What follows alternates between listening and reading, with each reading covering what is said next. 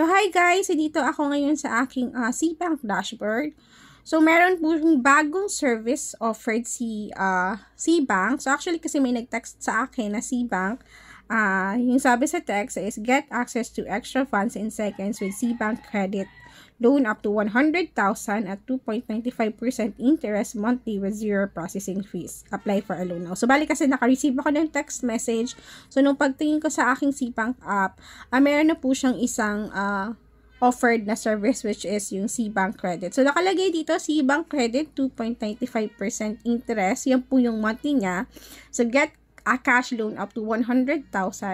Apply now. So, click natin yung SeaBank Credit. So, dito nakalagay, get a cash loan up to 100,000. Instant cash for all you need. So, dito yung terms and conditions nyo, guys. Basahin nyo yan if ever meron na kayo or may access na kayo sa SeaBank Credit.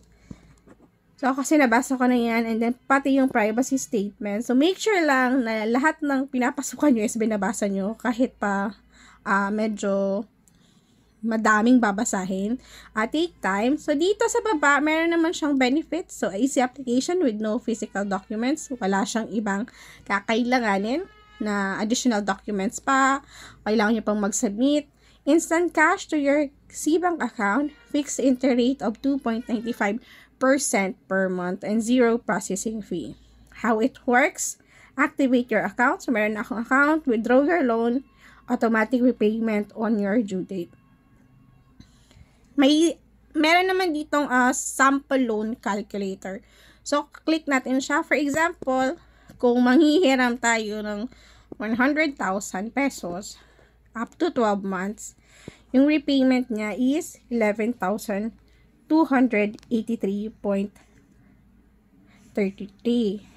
Pwede nyo naman siyang pababaan. So, ayan, pwede nyo naman pababaan. Let's say, hiramin nyo lang is sabihin na natin 5,000 pesos lang. Wait lang, ayaw mag 5,000. Click nga natin. Ang hirap mag-drag. So, done. So, dito yung repayment niya is 564.17 per month sa 12 months. Kapag ka 3 months naman, 1,814.17. Sa 6 months, 980.83. So, apply now. Sige, try natin. Click na natin yung check dyan sa box. And then, apply now. So, dito maglalagay tayo ng details. So, ayan, applicant details. Mag-fill up po tayo. So, dito sa occupation, meron na po siya na mga choices naman. So, company industry.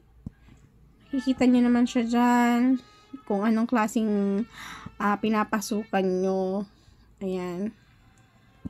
So, yung monthly income, meron na din po siyang mga choices. So, madali na lang siya. Maglalagay na lang kayo ng company name. Or kung name yon ng store nyo, yun po yung ilagay nyo. Marital status. Kung married kayo, single kayo. So, ayan, single tayo. Email address nyo.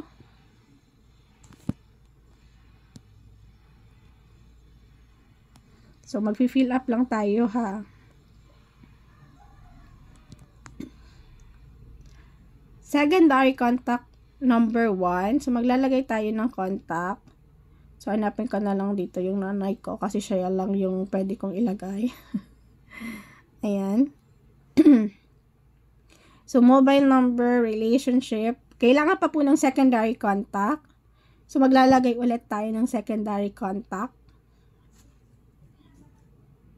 Ayan. And then, kapag ka-okay na, so, submit application tayo. So, dito pala siya, hindi pa pala siya sure na 100,000. So, bale, congratulations, your approved credit limit is 30,000 pesos. So, bale, magkakaroon kayo ng credit limit. So, hindi siya eksaktong 100,000. So, magkakaroon siya kayo ng credit limit, which is, sa akin, yung binigay is 30,000 pesos. So, only pay a fixed interest of 2.95 per month on amount to withdraw, maintain a good credit standing to increase your limit. See details here. So, click nyo na lang yun siya, guys. So, pwede na tayong mag-withdraw or pwede namang withdraw later. So, bali, ito pa lang pala, guys, is activation ng SeaBank Credit. So, if ever gusto nyo na mag-withdraw, pwede na po siya, guys. So, withdraw later muna ako. So, dito, ayan, available credit, 30,000 pesos. Pwede ko siyang i-withdraw or hindi. So, instant cash to your SeaBank account, zero processing fee, fixed interest rate of 2.95%, automatic repayment on your due date. So, sa next video ko, guys, papakita ko sa inyo kung paano mag-withdraw sa SeaBank or manghiram sa SeaBank. So, dito sa dashboard ko, may makikita naman kayo dyan na 30,000 pesos available credit. So, bali yung ginawa lang po natin is activation pa lang po pala siya nung SeaBank credit. By the way po, may marireceive din kayong text message and email galing kay SeaBank regarding sa successful yung application nyo sa SeaBank credit. Isa po pala, hindi pa po pala lahat may access sa SeaBank Credit. So, antayin na lang po tayo na mabigyan tayo ng access. So, that's it po. I really do hope na nakatulong ko sa inyo. If you do have questions po, feel free na i-leave ang inyong katanungan sa ating comment section or message nyo ako sa aking Facebook page, JCell Journey. So, have a blessed day po!